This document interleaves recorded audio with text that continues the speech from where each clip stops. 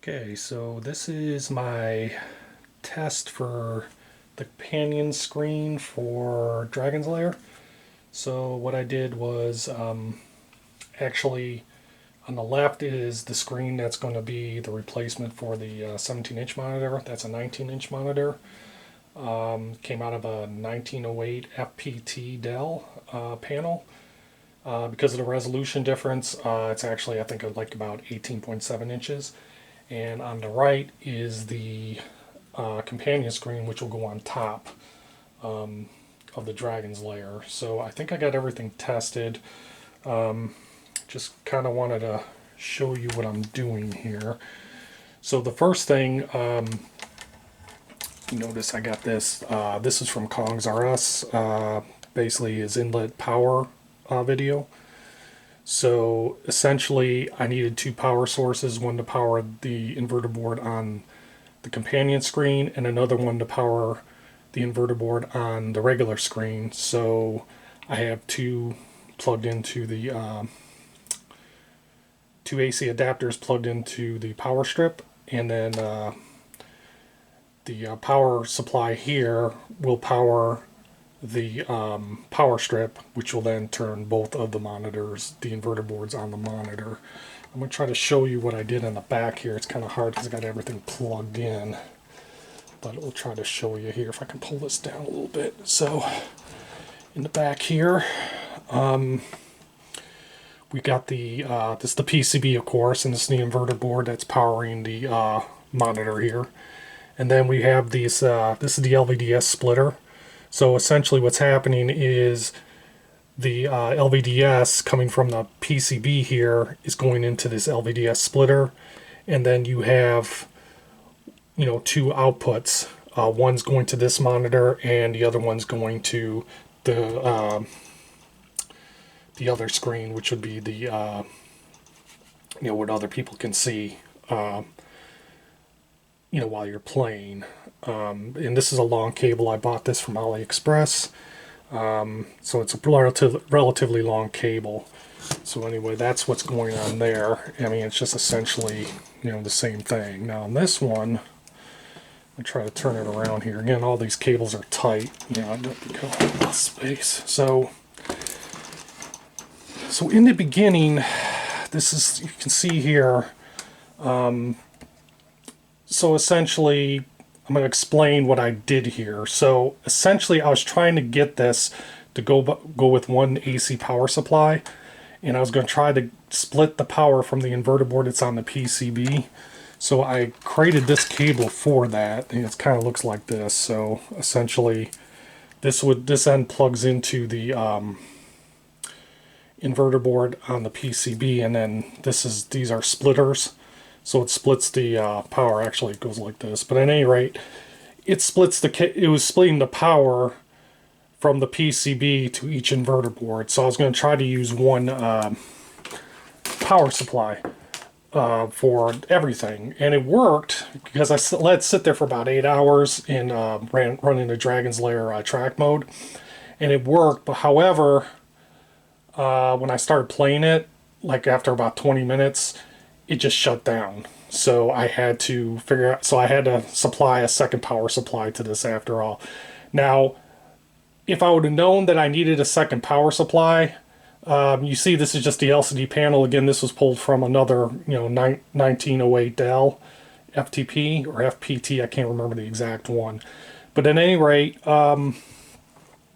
if I would have known that I needed a second power supply, this had the chassis on there with the inverter board and the power supply. I would have left that chassis on there probably and figured out a way, and would have worked with it that way since that had the power. But since I just pulled the LCD and figured I was going to try to use one power supply, that didn't work out. So, and then I was going to get a regular, the AC power supply and put a splitter on here and try to get the power and get to power this. Now, the Arcade1UP on the inverter boards, it only uses 3 cables. There's 6 cables here, but it really just uses 3. So it uses the left and right one, pins 1 and pin 6. I'm not sure which one's ground and which one's power, but it uses those, and then uses another cable here. I forget which number it is. I think it's pin 3. But at any rate, that's the on cable or the enable cable. So that actually activates the inverter board, and it puts a little bit of power in there. So it activates just what it does. It's like an on-off switch. And it puts a little bit of power in there, so that it activates this inverter board. So I was gonna get an AC, this AC power, get like a little splitter, put the power, here, and then find out what voltage the on cable was putting out, and then get some kind of,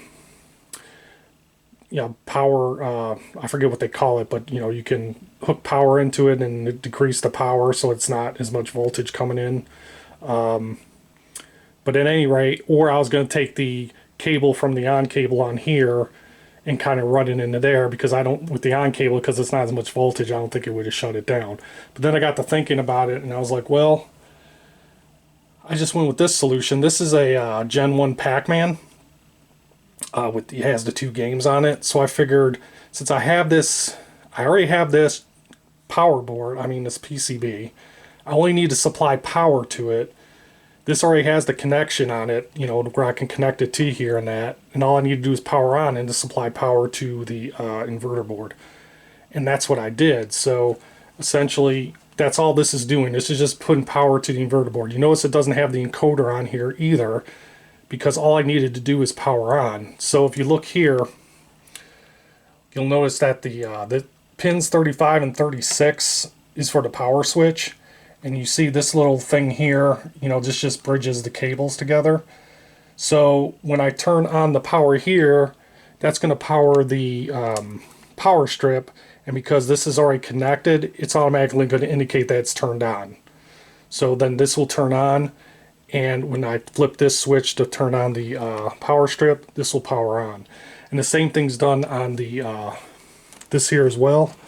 What I got here, hopefully you can see it. It's hard to tell, but I got the same thing going on over here. Let me see if I can flip this over and show you what I got going on here. Yeah, so right here where the power is, I got the same thing here.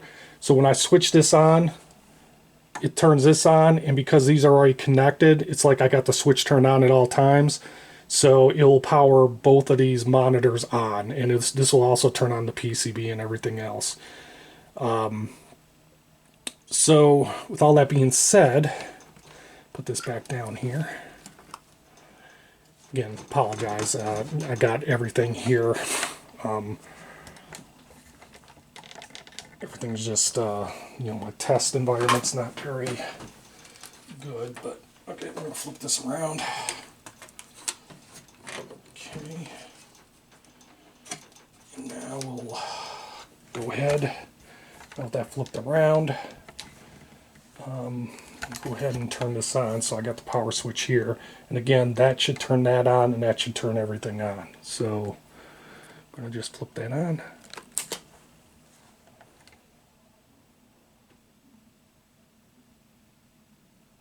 It's going to take a second for the other screen and both screens come on. So I'm going to go ahead and turn this light off here so you can get a better look at it.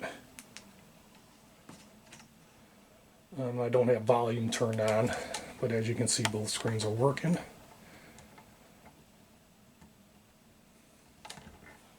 Turn this light off too, take glare off. There we go.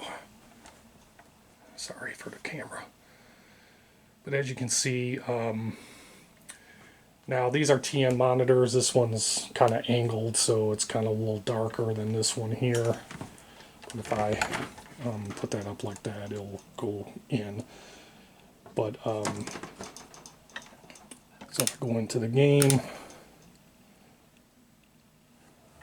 go into a track mode on both of them. So as you can see, they're both working. So again, this will be my new screen, and again, it looks a little darker because of the angle that it's on, but when it's in the cabinet, it looks fine. And then this would be the topper for the other screen that goes on the top, so people can watch while you're playing. So I got everything working, so now I just got to put everything in place. and be able to do that in the next few days to get everything on there. The second screen here will be held in place by the 3 screws in the back. Just got longer screws, and that should hold it in the back. And that's it. I just wanted to quickly just show my progress, and hope you enjoyed the video. And I'll have another video once I get everything all set up and done. So thanks for watching, and see you in the next video.